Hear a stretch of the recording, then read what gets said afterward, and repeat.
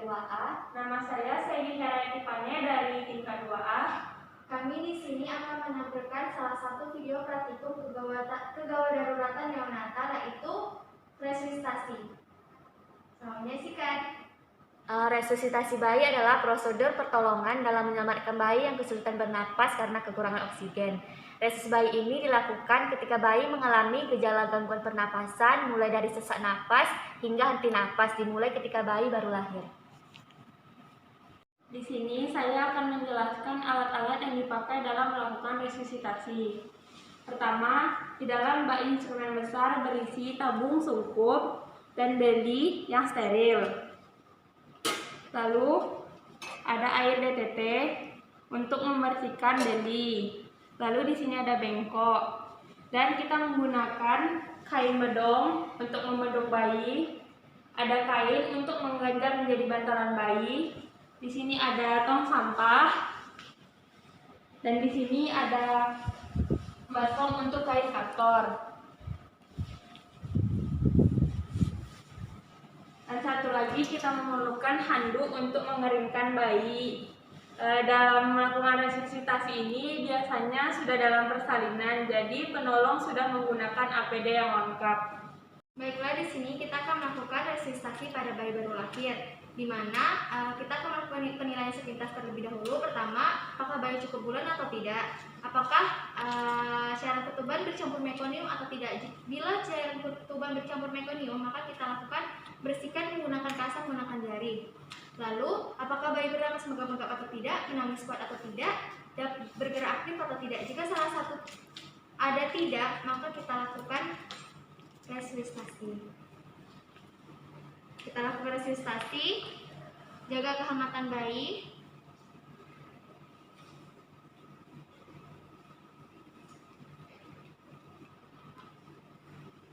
Lalu bawa bayi ke meja resusitasi. Arahkan bayi ke penolong.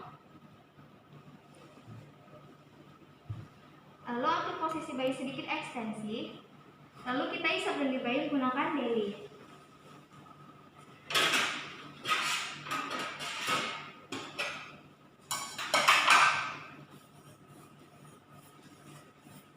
Baiklah, lakukan sebanyak semana sampai mana lendir itu ada atau tidak. Lakukan 5 cm dari arah mulut bayi dengan gerakan memutar sambil dikeluarkan. Lakukan lagi di hidung juga. Nah, setelah itu bersihkan deli, lalu taruh di bak instrumen lagi. Nah, setelah itu kita akan melakukan mengeringkan bayi dan memberi rangsangan taktil. Keringkan bayi dari arah kepala, tangan, hingga kaki. Beri rangsangan taktil. Keringkan punggung bayi.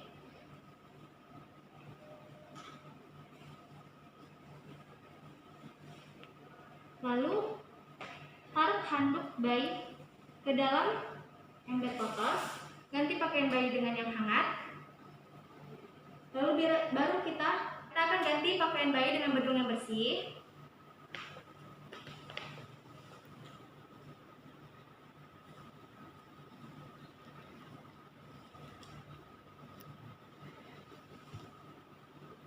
Hingga tertutuplah bagian seluruhnya kecuali muka dan dada. Lalu kita reposisi. Nah, setelah itu kita nilai apakah bayi bisa bernapas atau tidak, apakah bayi bisa bernapas megap-megap atau tidak. Jika masih bernapas megap-megap, kita lakukan ventilasi dengan menggunakan tabung sungkup sebanyak 2 kali percobaan. Masukkan tabung sungkup menutupi mulut dan hidung. Lalu dengan gerakan tangan C, dengan meletakkan tangan dengan gaya C dan 3 jari lainnya sedikit ekstensikan leher bayi. Lalu lakukan percobaan 2 kali. 1, 2. Jika bayi masih bernapas megap-megap, lakukan ventilasi lagi sebanyak 20 kali dalam 30 detik. 1, 1, 1, 2, 1, 3, 1, 4, 1, 5, 1, 6, 1, 7, 1, 8, 1, 9, 1, 10. Oke. Nah, kita evaluasi lagi. apakah bayi sudah bisa bernapas atau tidak. Jika sudah, maka hentikan resusitasi.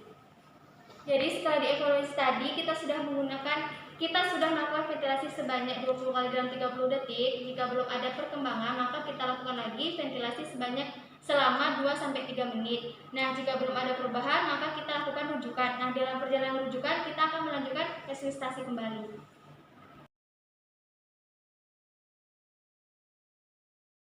Tujuan penjahitan luka adalah mempercepat penyembuhan dan memulihkan fungsi sementara dan memperkecil resiko serta pembentukan jaringan parut. Derajat luka episiotomi dapat dibagi menjadi 4 derajat. Yang pertama, derajat 1, robekan kecil pada kulit dan epitel vagina yang tidak melibatkan jaringan di bawahnya. Yang kedua ada derajat 2, robekan mengenai fasia dan otot perineum, tetapi tidak mengenai otot sphincter awal. Nah, bagian bidan hanya boleh melakukan penjahitan luka pada 2 derajat ini, di mana 2 derajat lainnya hanya boleh dilakukan oleh tenaga yang lebih ahli seperti dokter. Saya akan menjelaskan alat-alat yang digunakan untuk melakukan setting. Pertama ada instrumen yang berisi squid, 3 helai kasa, gunting benang, nut holder, pinset anatomis dan pinset chirurgis. Di sini ada bengkok, ada lidokain, ada jarum dan benang untuk melakukan heading, dan ada handphone. Dan di sini ada bantalan busa untuk digunakan heading. Oke, sebelum kita melakukan penjahitan pada luka ibu, pertama kita akan melakukan penyuntikan lidokain untuk mengurangi rasa nyeri pada luka ibu.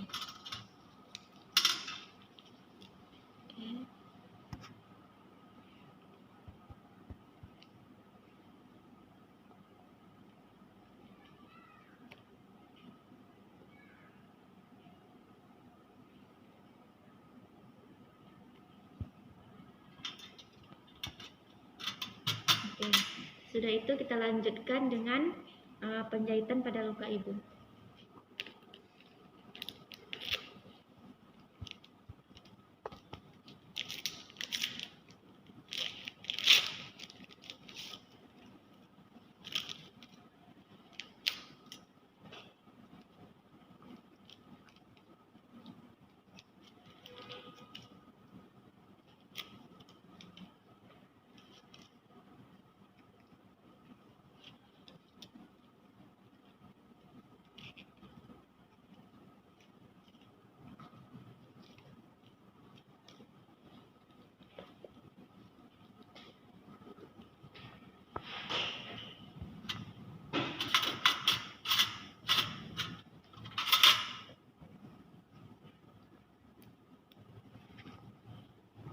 Oke, pertama kita akan melakukan gel.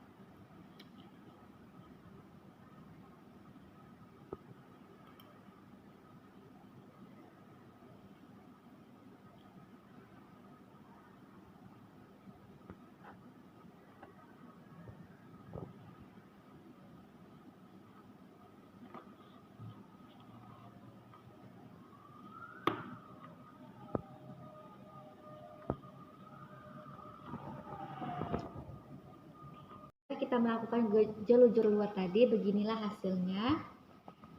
Selanjutnya kita akan melakukan penjahitan jenis jelujur dalam.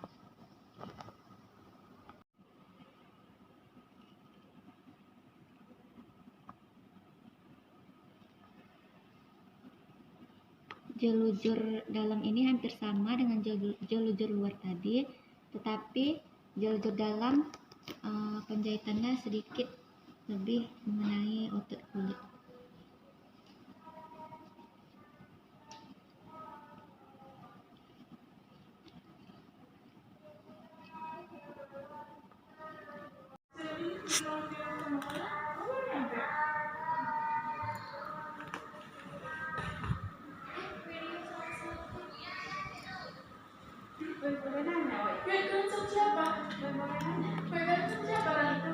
Bertiga sama Risa.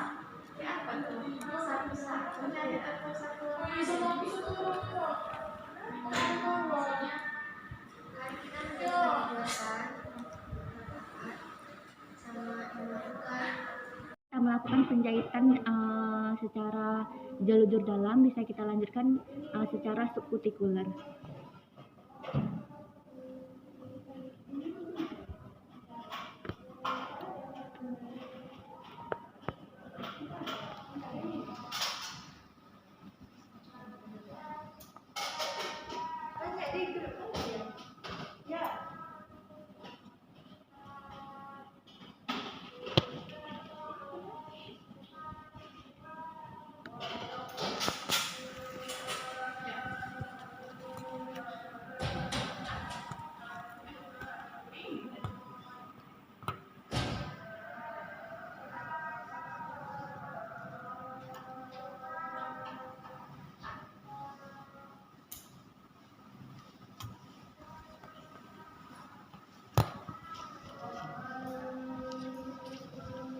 Dan inilah hasil dari jahitan untuk jelujur luar. Dan ini penggabungan antara jelujur dalam dengan subkutikuler. Hasilnya akan menjadi seperti ini.